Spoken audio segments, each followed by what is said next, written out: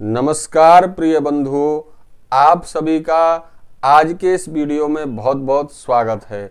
बंधुओं, आप सभी श्रद्धालुओं से मेरा निवेदन है, यदि चैनल पर नए हैं तो कृपया चैनल को सब्सक्राइब कर लें, बेल आइकन को प्रेस कर दें, जिससे कि इस चैनल पर आगे आने वाले सभी वीडियो का नोटिफिकेशन आप तक पहुंच जाए। तो चलिए आज के इस वीडियो को प्रारंभ करते हैं।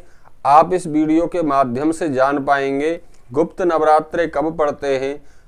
आपने अभी तक ज़्यादातर सुना होगा कि 2 प्रगट नवरात्रे होते हैं माता रानी की पूजा अर्चना करने के लिए।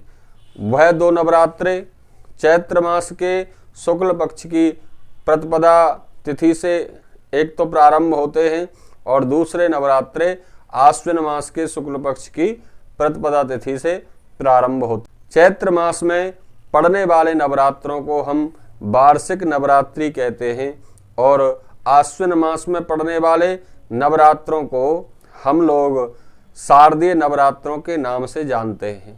परंतु जिस प्रकार यह 2 प्रगट नवरात्रे हैं, उसी प्रकार 2 गुप्त नवरात्रे हैं जो कि आषाढ़ मास के शुक्ल पक्ष की प्रतिपदा तिथि से प्रारंभ होते हैं और दूसरे गुप्त नवरात्रे जो हैं वह माघ मास के शुक्ल पक्ष की प्रतिपदा तिथि से प्रारंभ होते हैं। यह नवरात्रे गुप्त हैं। यह नवरात्रे प्रगट नवरात्रों की तरह लोग इनमें पूजा अर्चना नहीं करते हैं, ना ही कलश स्थापना करते हैं और ना ही माता रानी की खेतरी बोते हैं, ज्वारे बोते हैं, वह कार्य भी नहीं करते।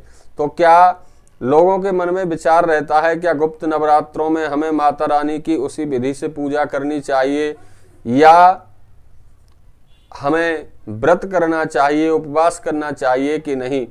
तो मैं आपकी जानकारी के लिए बता दूं बंधुओं, आप गुप्त नवरात्रों में माता रानी की पूजा अर्चना पूरी श्रद्धा से, भक्ति से कर सकते हैं।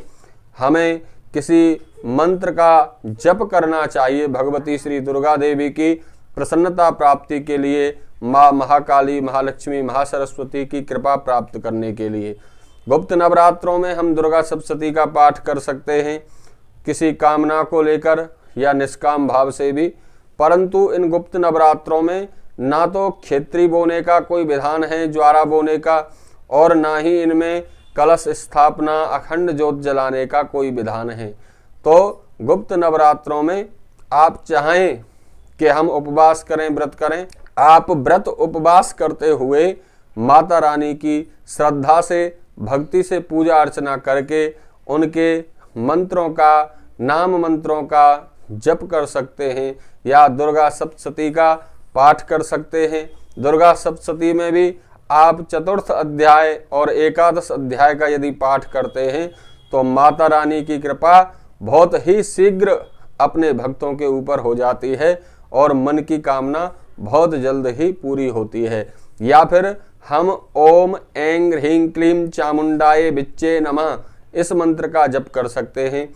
नित्य गुप्त नवरात्रों में हमें प्रातः काल और सायंकाल अपनी नित्य पूजा के बाद एक माला कम से कम ओम ऐं ह्रीं क्लीं चामुंडाय विच्चे नमः इस मंत्र का जप करना चाहिए। इससे भी माँ भगवती श्री दुर्गा देवी की कृपा हमें बहुत जल्द प्राप्त हो जाती है।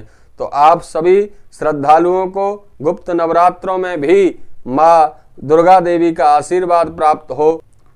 तो बंधुओं, माघ मास में पड़ने वाले गुप्त नवरात्र जो हैं वह 2 फरवरी बुधवार के दिन प्रारंभ हो जाएंगे।